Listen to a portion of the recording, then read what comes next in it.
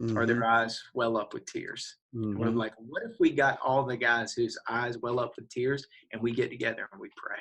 And so we started getting together and praying on Wednesdays. The last Wednesday of every month, we get pastors together and pray. And we've got some pastors who are in their 60s and 70s, and some who are church planners in their 20s. And we get together and we pray. And then what if we got churches together to fast and pray for a month for the city of Nashville? And so Dave's a great leader.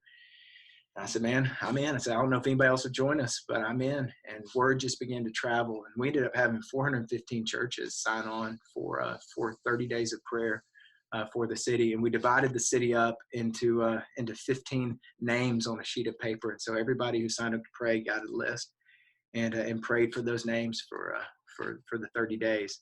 And it was incredible. We kicked off with a couple prayer gatherings at the Ryman Auditorium, which the Ryman Auditorium historically is where Sam Jones, who was the evangelist and came through town, it was built to house the revival of what God was doing then. And so during that movement, there were 10,000 people who came to Christ, and the population of the city was 50,000. And so 1/5 of the town came to Jesus. And so we start imagining in that space, like, what would it look like for 1/5? If God did that then, like, ratios are not a problem for God, like revival scales, God's going. Amen. Yeah. So it's like, what would it look like for a fifth of the city to come to Jesus?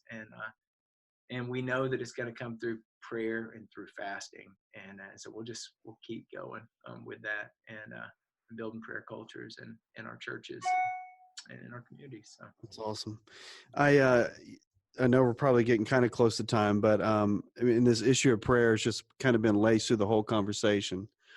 And when it comes to spiritual disciplines,